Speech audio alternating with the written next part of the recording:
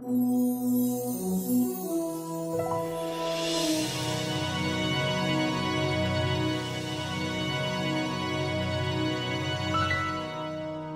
purificación de los pecados. ¿Se efectúa la purificación de los pecados una sola vez o muchas veces? La respuesta es la siguiente: la purificación de los pecados se efectúa una sola vez. Hebreos 1:3 nos dice: habiendo efectuado la purificación de los pecados, se sentó a la diestra de la majestad en las alturas. En este versículo vemos que la obra de Dios de purgar los pecados se llevó a cabo. Hebreos también 7:27 nos lo dice: porque esto lo hizo una vez para siempre, ofreciéndose a sí mismo. También Hebreos 9:12 nos lo dice de esta manera: por su propia sangre entró una vez para siempre en el lugar santísimo, obteniendo así eterna redención. Hebreos 9:25 y 26 dice: y no para ofrecerse muchas veces, pero ahora, una sola vez en la consumación de los siglos, se ha manifestado para quitar de en medio el pecado por el sacrificio de sí mismo.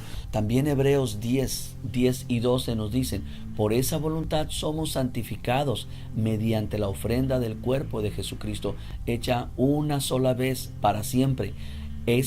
En cambio, habiendo ofrecido un solo sacrificio por los pecados, se ha sentado para siempre a la diestra de Dios. Todos estos versículos nos muestran que la purificación de los pecados se efectuó una sola vez y para siempre. La sangre de Cristo es preciosa por su eficacia, pues al ser derramada una sola vez fue suficiente para purgar los pecados, para llevar a cabo la purificación.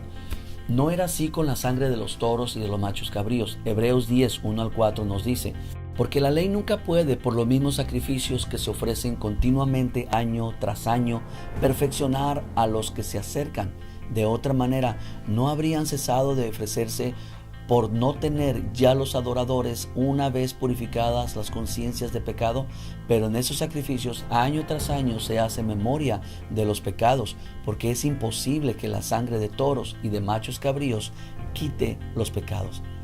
Esta porción nos muestra claramente que la sangre de los toros y machos cabríos eran solo un recordatorio anual de los pecados del hombre, por lo tanto tenían que seguir ofreciéndose. La sangre de los toros y machos cabríos no pueden quitar los pecados del hombre, pero la obra de la cruz lo hizo una vez y para siempre, así que no es necesario añadirle nada más. ¿Cómo podríamos explicar también lo que dice Juan 1? Versículo 7: pero si andamos en luz como Él está en luz, tenemos comunión unos con otros, y la sangre de Jesús, su Hijo, nos limpia de todo pecado. La limpieza que se menciona aquí es perdurable y continua. Existe una diferencia entre continua y repetitiva.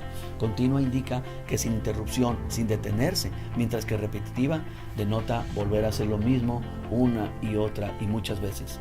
La limpieza continua indica que la sangre tiene eficacia perdurable ante Dios, que su efecto continúa, por lo cual no es necesario derramarla nuevamente. Si no comprendemos la eficacia que tiene la sangre del Señor ante Dios, entonces consideraremos la sangre del Señor igual a la de los toros y machos cabríos. Aún después de que el hombre haya cometido pecados, la sangre no lo limpia otra vez, sino que cuando él confiesa los pecados, cree que la sangre lo lavó y entonces obtiene la paz. Supongamos que un pecador quiere ser salvo. La pregunta sería: ¿llega a ser salvo por creer que Cristo murió por él o Cristo viene otra vez a morir por él en ese momento? El pecador se salva o es salvo cuando cree que Cristo ya murió por él. Cuando un creyente, por ejemplo, comete algún pecado, ¿obtiene la paz al creer que la sangre de Cristo le ha limpiado sus pecados o al creer que Cristo viene nuevamente a derramar su sangre y limpiarlo? Obviamente obtiene la paz al creer que la sangre de Cristo ya lo lavó. Veamos lo que en la tipología significan las cenizas de una becerra rojiza, descrita en Números capítulo 19. La becerra tenía que reunir 3 condiciones. 1. No debía tener mancha ni defecto, lo cual tipificaba la ausencia total de pecado en el Señor Jesucristo. 2. Nunca se le había puesto yugo, lo cual tipifica que el Señor Jesucristo jamás fue esclavo de Satanás. Y 3. Debía ser alazana, de color rojizo, lo cual significa que el Señor cargó con nuestros pecados. El color rojo tipifica el pecado según Isaías 1:18 y dice así: si vuestros pecados fueren como la grana, si fueren rojos como el carmesí. El rojo se encuentra en la piel y en el pelo de la becerra, pero no en su interior, lo cual es semejante al Señor Jesús, que no tiene pecado, pero llevó sobre sí los pecados del hombre. La becerra rojiza es sacada del campamento para ser quemada afuera, igual que el Señor, el cual padeció fuera de la puerta. La becerra rojiza era usada como ofrenda por la expiación de los pecados y su sangre era rociada sobre el tabernáculo de reunión, pero si se usaba para la purificación, se rociaba sobre el individuo. Esta becerra era quemada en un modo diferente al de los demás sacrificios. En Números 19, 5 al 6 lo podemos ver. Y hará quemar la vaca ante sus ojos, su cuerpo y su carne y su sangre con su estiércol.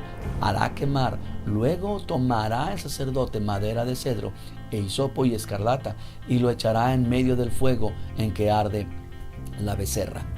La madera de cedro y el hisopo representan toda la creación. Primera de Reyes 4:33, desde el cedro hasta el hisopo, así lo dice. Y la escarlata representa el pecado. Estos pasajes nos ayudan a entender que todos los pecados del mundo desde Adán fueron incluidos en la muerte del Señor Jesús. Cuando el Señor llevó nuestros pecados a la cruz, se efectuó la obra más completa e ilimitada de todo el universo, a la cual nada se le puede añadir. Aunque la becerra rojiza moría, las cenizas permanecían, lo cual demostraba que la becerra había sido sacrificada. ¿Para qué servían las cenizas? Es interesante esto. Números 19 nos lo dice. Y para el inmundo tomarán de la ceniza de la vaca quemada de la expiación y echarán sobre ella agua corriente en un recipiente. Y el limpio rociará sobre el inmundo, y cuando lo haya purificado al día séptimo. Las cenizas cumplían la función de quitar los pecados continuamente, lo cual indica que cuando creímos en la muerte sustitutiva del Señor, todos nuestros pecados fueron perdonados, y por esto tenemos que confesar continuamente nuestros pecados y obtener así el perdón.